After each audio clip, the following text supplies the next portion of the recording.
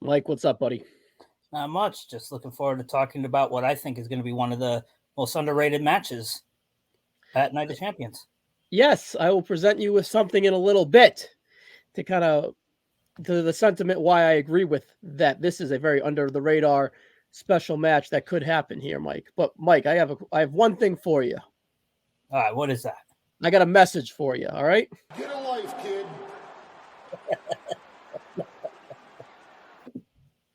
Mike, I'm sorry. Did you happen to catch that on Raw? I did, and I laughed. It was good, but I mean, it kind of sucked that it interrupted his promo, but it kind of made sense based on both characters, so we're good. It was good. Yeah, but after Raw, let's talk to Mustafa Ali of it all first before we get going. Mustafa Ali, he put a pretty heartfelt, solid babyface promo. And if you really watch this guy in 205 Live, he is a very good wrestler, a very good babyface wrestler. He's a very good babyface promo.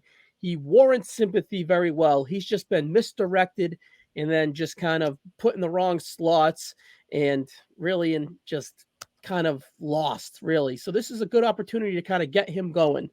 What do you think of Mustafa Ali? I've always liked him since he started. He's, like you said, he's the typical underdog baby face. He was a stalwart of 205 Live, but hopefully, since the new regime, we'll just say, he's developed this new character. It's hit or miss, but I think that this Saturday could be a breakout performance. For sure. And positivity, this positivity gimmick or whatever character, whatever you want to call it, may have been a bridge to kind of get him here, get the eyeballs on him in the big stage and have the performance to kind of get him going. But let's take a quick look at what he delivered to his Twitter after Monday Night Raw, before he was rudely interrupted. So earlier tonight, I was trying to say something, but I didn't really get the chance to say what I wanted to say. So I'll say it now. I don't want to continue pretending to be something that I'm not. I mean, my whole life, I've dreamed about doing something great, about being a champion. When I look back at my career, I haven't even gotten close to being any of those things. And you've all seen it. It's been failure after failure, and this is why no one believes that I even have a chance in hell at defeating Gunther and becoming the Intercontinental Champion. But for some reason, I still believe I can. I know I can. And Mike, it goes on and on. If you haven't heard it, that's just a quick snippet of it. And you kind of get the sentiment of he's establishing where he's at as a character as kind of a failure, but he has so much potential. Kofi Mania could have really been Ali. It's hard for me to kind of believe that with hindsight being 3-4 years ago, but he may have been slotted for that spot if things worked out in his way. The retribution thing, big swing, big miss, and that really kind of got him tumbling down a downward spiral from there. He actually had some really good performances within that character, but it was just DOA, dead on arrival. And then here he is again. He's asked for his release. He has these Twitter spots again. They kept him because they see a little value in him. So now this is his opportunity to kind of break out there. But Mike, I have a game for you. Are you ready? I'm game. All right, Mike. I'm going to give you 2 minutes. Okay.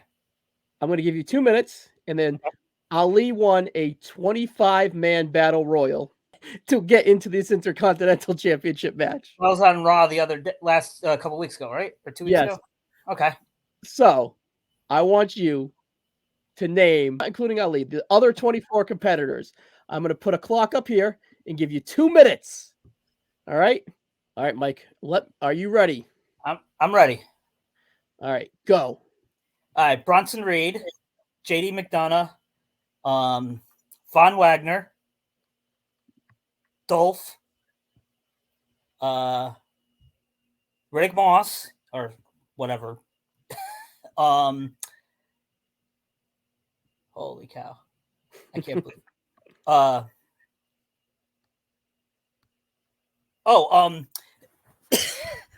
Otis and of course, now that I'm on the spot. It's not easy, buddy. Minute 25. Ivar. Well, both Viking Raiders, both Alpha Academy, so we'll go there. I can't remember if Lashley was in it, so I'll say Lashley. LA Knight? No.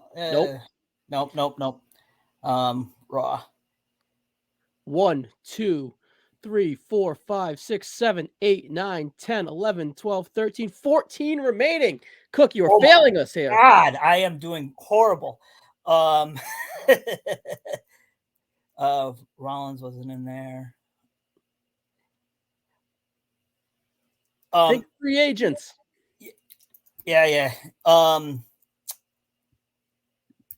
35 seconds, Cook. Was Dominic in there? Was Nope. Apollo Crews was in there? That is true. Yep. Now I'm seeing the clock and like mind over matter. Let's go. Okay. The Bullet Club. To the Nope. Nope. Think tag teams. Yeah, that's wow. I failed 4, big time. 3, 2, 1. Barry Corbin. I'll give you Corbin. Wow. I watched that Battle Royal too. Not good. All right, let's look at the results here. All right, Cook. Here's the results, buddy. Oh my God. I forgot it. 1, 2, 3, 4, 5, 6, 7, 8, 9 of them. You got 1, 2, 3, 4, 5, 6, 7, 8, 9, 10, 11, 12. You missed out on. Oh. You know what? If I really thought about it, I will admit that I would have forgotten about Angel Umberto and Zion Quinn, but the other ones I should have got. Still no excuse. Not very good. You failed our game. You know, that was James Grunberg level of failing in games. Ouch. Yeah, that's a All right, big wait slap. till next time. Just saying.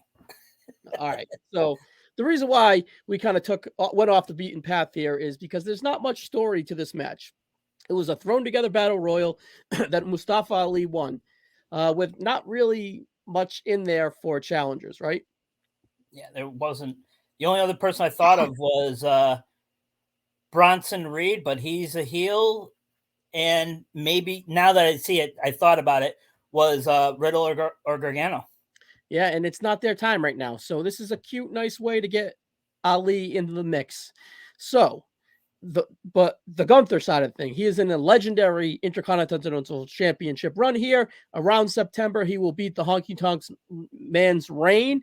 We'll see if he makes it that far, but I suspect that he shall and he will. There hasn't been much grudge feuds here within this title reign, but it's not really warranted. He's been a dominant champ, so it's hard to have feuds when you're such a dominant champ.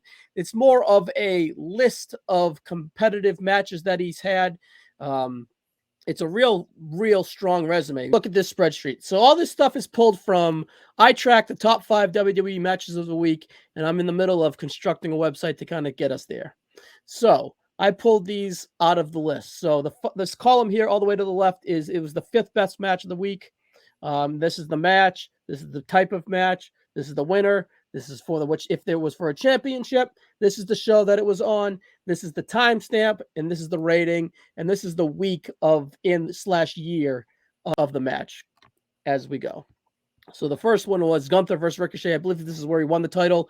8 minutes and 30 seconds, 4 1/4. Gunther versus Nakamura. Gunther's first title defense. 13 minutes, 3 3/4. Sheamus versus Gunther at Clash at the Castle, 19 minutes and 33 seconds. I went 4 3/4 on that bad boy. It was the top match of September 2022. Sheamus versus Gunther. I was actually at this one in Worcester. Gunther won by actually a technicality of the rules. He tapped, but he only tapped 2 times. You need to tap through the mat 3 times to win a match via submission within the WWE structure. So there is more meat on that bone, but that was 18 minutes and 18 seconds. I went 4 1/4 in the debut episode of SmackDown season whatever, but it was in the 4th best match of October 2022. Gunther versus Rey Mysterio, 4 stars, 18 minutes and 18 seconds. I believe this is when Rey was separated from Dominic, and this was one of his first matches on SmackDown, one of his first feuds, and it was versus Gunther. And getting a 4-star match out of Rey this late in his career is pretty impressive. Gunther versus Ricochet, I believe this was around Christmas time. 21 minutes and 49 seconds. I went 4.5. Mike, this match was excellent. The number 1 match in December 2022. Very under the radar because of the time of the year, but they went out there and delivered an absolute pay-per-view worthy banger. Braun Strowman versus Gunther, early of this year. 4 stars, 17 minutes and 28 seconds. A real big hoss fight. Strowman's underrated. He's not very likable, but he can go in the ring, I guess, especially against someone as the likes of Gunther. My boy, Madcap Moss. You put a little slander on his name earlier. I will forgive you for that, Mike. But I almost hung up on you when you said Riddick or whatever. You put some respect on that man's name. But Madcap Moss, 4 1/4. Again, 10 minutes. Doesn't really have the construction of the other matches here, but he went out there and had a pretty good match against Gunther. And that was in Uncasville, and I was there. Oh, nice. Perfect. Yeah, it's kind of the floor of a Gunther match here, but still very impressive from my boy Madcap. And I went the full 5 at WrestleMania. Drew McIntyre, Sheamus, Intercontinental, 3-way match, 16 minutes, 38 seconds, the number 1 match for April 2023. Unbelievable, Mike. I love the match. It was my favorite match of the weekend. I thought it was a home run and just excellent. So the reason I bring this up, I'm going to present you with 2 things. I gave you a total time average of 16 minutes and 13 seconds. Will Mustafa Ali and Gunther over under 16-13? I think they're going to go about 18 to 20 minutes. Okay, so over. This one is hard on me. I would hover around 15, 16, 17, but hey, I would take the under, Mike. You take the over. We'll talk afterwards and square up. All right, so my star ratings here average together 4.08 stars. Now, star ratings are subjective, but in your own self, to yourself, over under 4 stars for this match at the end of the day. Well, looking at your star ratings, you and I are similar because I think I'm a fan. Yeah, there's story and stuff, but I don't go looking at, oh, wait, this person slipped, so it can't be a 5-star match, or wait, I didn't like the finish. I wanted this person to win, so it's horrible.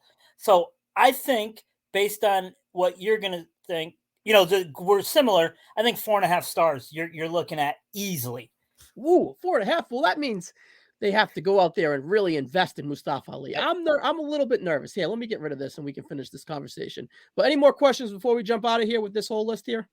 No, I mean, you're looking at that list, and it seems like at the time, you didn't know who was going to win between Ricochet and Gunther. Shinsuke, if it was now, I wouldn't know, but that right there, this is first defense. Yeah. The 2 Sheamuses could have gone either way. I thought he was more. I thought he was going to win at Clash of the Castle, and then I was convinced he was going to win the next, the rematch.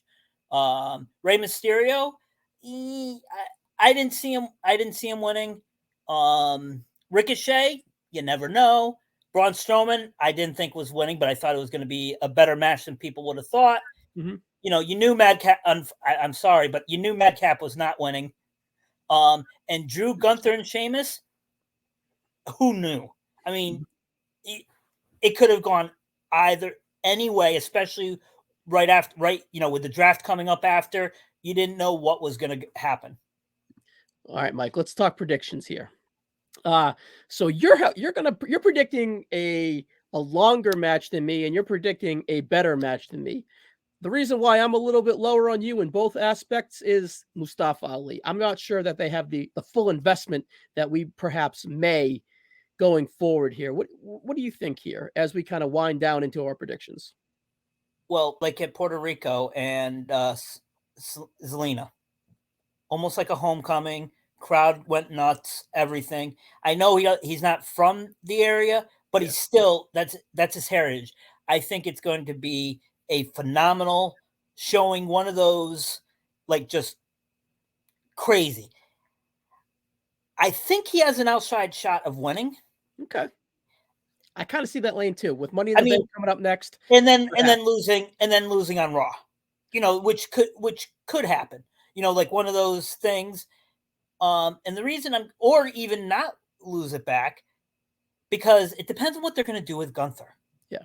Well, is he going to fight? Is he going to fight Seth Rollins at SummerSlam? And yes, that's a little cheat on my prediction, but.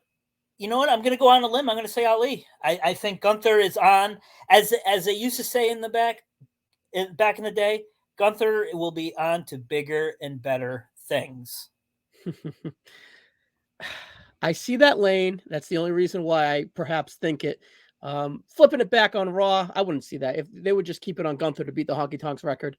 I think that they may perhaps want to stretch it out.